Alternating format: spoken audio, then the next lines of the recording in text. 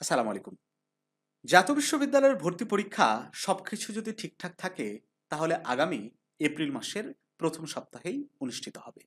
জানুয়ারির আজকের ক্লাসে আমরা আলোচনা করব যে অনার্স ভর্তি পরীক্ষার জন্য তোমার কিভাবে প্রস্তুতি গ্রহণ করা উচিত এবং এই ভর্তি পরীক্ষায় কত পেলে তুমি ভর্তির সুযোগ পাবে। এখানে পাশ করাই শুধু যথেষ্ট নয়, পাশ করার সাথে সাথে ভালো একটা স্কোর কিন্তু অবশ্যই তোমার থাকতে হবে। তোমরা অনেকেই এই বিষয়টাকে গুরুত্ব দিচ্ছ না, যে আমি যেহেতু জাতীয় বিশ্ববিদ্যালয়ে ভর্তি হব, ভর্তি পরীক্ষা দিতে হবে, আমি দিব। এরকম একটা গা ভাসানো পর্যায়ে আসো। কিন্তু তোমাদেরকে আমি একদম সতর্ক করে দিতে চাই যে ভর্তি পরীক্ষায় তুমি যদি ভালো মার্কস না উঠাতে পারো, ভালো সাবজেক্টও পাবে না, কলেজ তো অনেক দূরের বিষয়। ঠিক আছে? এই জন্য একটু গুরুত্ব দাও, যাতে করে তুমি পাশ করতে পারো, ভালো একটা মার্কস নিয়ে আসতে পারো, ভালো একটা সাবজেক্ট এবং ভালো কলেজে তুমি ভর্তি হতে পারো। তো চলো আমরা আলোচনা করি যে অনার্স ভর্তি পরীক্ষার জন্য কিভাবে প্রস্তুতি গ্রহণ শুরু করবে শিক্ষার্থীরা।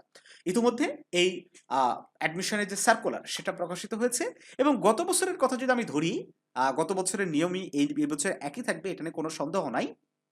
ভর্তি পরীক্ষায় মোট ৭০ মার্কের এমসিকিউ থাকবে। কি থাকবে? ৭০ মার্কের এমসিকিউ। আর বাকি ৩০ মার্ক এসএসসি এবং এইচএসসি রেজাল্টের উপর ডিপেন্ড করে দেওয়া হবে। এই যে ৭০ মার্কের এমসিকিউ, এইটার মধ্যে কিন্তু বেশ কয়েকটা ভাগ থাকবে। বিশেষ করে প্রত্যেকটা বিভাগের জন্যই, মানে বাংলা, আ কি বলে, মানবিক, বিজ্ঞান, বাণিজ্য ৩ টা বিভাগে পরীক্ষা অনুষ্ঠিত হবে না? তো ৩ টা বিভাগেই যে সাবজেক্টগুলো বাধ্যতামূলক, বাংলা, ইংরেজি এবং কি বলতো, সাধারণ জ্ঞান, এই ৩ টা বিষয় বাধ্যতামূলক। এই ৩ টা বিষয়ে মার্কস কিন্তু অনেক বেশি থাকে। তো এই ৩ টা বিষয় যারা ভালো করবে, ডেফিনিটলি তারা অন্যদের থেকে এগিয়ে থাকবে। তো বাংলা, ইংরেজি, এই সাধারণ জ্ঞানের জন্য, বাংলা তো অনেকেই তোমরা এইচএসসি তে পড়েছ, ওইটার মোটামুটি প্রিপারেশন হয়ে আছে। ইংরেজি পড়েছো, ওইটার প্রিপারেশন হয়ে আছে। কিন্তু সাধারণ জ্ঞানের প্রিপারেশনটা ওইভাবে তোমার আগে থেকে নেওয়া নাই। সো অবশ্যই এখানে তোমাকে গুরুত্ব দিতে হবে। ওকে? তাহলে বাংলার জন্য মেইনলি তোমরা যদি বই পড়ো, অথবা বাজারে অনেক ধরনের বই আছে, তোমার দিগদর্শন, ব্যতিক্রম, তারপরে হচ্ছে জয়কলির বইগুলা খুব নামকরা বই। হ্যাঁ, যে কোনো একটা বই, যে বই কিনো সেটা যদি ভালো করে পড়ো, সেই বই থেকেই তুমি কমন পাবে। এটা নিয়ে একবারে সন্দেহর কোনো অবকাশ নেই। ঠিক আছে? তো ধরে নাও তুমি জয়কলি বই থেকেই পড়া স্টার্ট করলা, পড়লা, তারপরে ইংরেজি, সাধারণ জ্ঞান সবগুলো এই সাবজেক্ট থেকেই পড়তে পারবা। কিন্তু প্রস্তুতি গ্রহণের ক্ষেত্রে তোমাকে রেগুলারলি একটা নিজেকে যাচাইয়ের মধ্যে রাখতে হবে।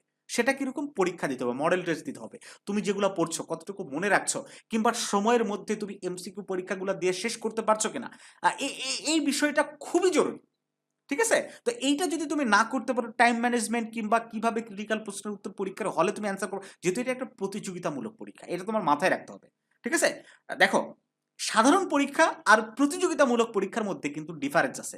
সাধারণ পরীক্ষায় যেমন ৩ ঘন্টার পরীক্ষায় দিছো, ১০০ জন এ প্লাস পাইছে, ১০০ জনকে এ প্লাস দেওয়া হবে। এখানে ওই ফার্স্ট সেকেন্ডের কোনো তুমি এ প্লাস পেলে না, তাহলে তোমাকে আর সুযোগ দেওয়া হবে না, এরকম কিছু ঘটবে না। কিন্তু বিশ্ববিদ্যালয় ভর্তি পরীক্ষায় এই এখানে কিন্তু একটা প্রতিযোগিতার ভাব আছে। একজন 0.50 মার্কের জন্য জাতীয় বিশ্ববিদ্যালয়ে ভর্তির সুযোগ পাবে না, একজন এই 0.50 মার্ক বেশি পাওয়ার কারণে জাতীয় বিশ্ববিদ্যালয়ে ভর্তির সুযোগ পাবে। দেখো, বাংলাদেশের পাবলিক ইউনিভার্সিটিগুলোতে অনেকেই পরীক্ষা দিয়েছো, চান্স পাওনি, এখন তোমার শেষ জায়গা হচ্ছে এই ন্যাশনাল। এখানে যদি চান্স না হয়, তাহলে কিন্তু এবছর ভর্তির তুমি সুযোগ পাবে না। মানে অথবা তোমাকে ডিগ্রিতে ভর্তি হতে হবে। ঠিক আছে? ডিগ্রিতে ভর্তি হয়ে আসলে কোনোই লাভ নাই বর্তমান যুগে, কারণ ডিগ্রি সার্টিফিকেটটা একদম ভ্যালুলেস হয়ে গেছে। ওকে? যেভাবে হোক অনার্সে তোমাকে ভর্তি হবে, তাও একটা ভালো সাবজেক্টে। খারাপ সাবজেক্টে ভর্তি হয়ে অনার্স করেও কিন্তু লাভ নাই বর্তমানে যুগের সাথে তাল মিলিয়ে চলতে গেলে। ঠিক আছে? তো প্রস্তুতি কিভাবে নিবা? ভালো একটা বই সংগ্রহ করে প্রত্যেকটা বিষয়ভিত্তিক পড়বা। এছাড়া মানবিকের যে বিষয়ভিত্তিক সাবজেক্টগুলো আছে, সেগুলোর জন্য তোমাকে প্রস্তুতি নিতে হবে। কনসেপ্ট ক্লিয়ারিং ধারণা নিতে হবে। বিজ্ঞানের জন্য যে আলাদা সাবজেক্টগুলো আছে, সেগুলাও পড়তে হবে। বাণিজ্যের জন্য অ্যাকাউন্টিং, ফাইন্যান্স, মার্কেটিং, এগুলাও পড়তে হবে। ঠিক আছে? তো এর পাশাপাশি রেগুলারলি নিজেকে পরীক্ষার মধ্যে রাখতে হবে। তো এই জন্য আমি মনে করি আমাদের যে কোর্সটা, আমাদের যে ওয়েব অ্যাপ্লিকেশন, সেখানে তুমি আনলিমিটেড এরকম পরীক্ষা দেওয়ার সুযোগ হবে। প্রতিদিন একটা নির্দিষ্ট সময় আমরা পরীক্ষার আয়োজন করব। সেখানে তুমি কিন্তু ঢুকে পরীক্ষা দিতে পারবে। তুমি কত নাম্বারে অবস্থান করলে, হ্যাঁ? তুমি ফার্স্ট হলে না সেকেন্ড হলে না ১০০ নাম্বারে হলে সেটাও কিন্তু তুমি সরাসরি সেখানে তোমার লিডার বোর্ডটা দেখতে পারবে। তো স্ক্রিনে তোমরা হয়তো এই লিঙ্ক দেখতে পাবে না। যাই হোক ভিডিও ডেসক্রিপশন বক্সে একটা লিঙ্ক দেওয়া আছে আমাদের ওয়েব অ্যাপ্লিকেশনে এবং প্রথম কমেন্টেও এটা লিঙ্ক দেওয়া আছে। সেই জায়গায় ঢুকে তোমরা অবশ্যই ফ্রিতেও কিছু মডেল টেস্ট দিতে পারবে। আর যদি সবচেয়ে ভালো হয় তোমরা আমাদের কোর্সে জয়েন করবে। কোর্সে জয়েন হলে হোয়াটসঅ্যাপ গ্রুপের মাধ্যমে সবসময় তোমরা সার্বক্ষণিক একটা সাপোর্ট পাবে। রেগুলারলি তোমাদের লাইভ ক্লাস নেওয়া হবে। প্রতিদিন নির্দিষ্ট সময় ওই যে লাইভ এক্সামগুলা সেগুলা কিন্তু শুধুমাত্র পেইড ব্যাচের স্টুডেন্টরাই। আর ফিও আমরা একেবারে যৎসামান্য রেখেছি মাত্র ৳৫০০ সবকিছু মিলায়। ওখান থেকে সরাসরি তোমরা ওয়েব অ্যাপ্লিকেশন থেকেই তোমরা এনরোল করতে পারবে অথবা হোয়াটসঅ্যাপে যোগাযোগ করেও তোমরা এই কোর্সটাতে কিন্তু জয়েন হতে পারবে। এখন আসি যে পরীক্ষায় কত পেলে ভর্তির সুযোগ হবে।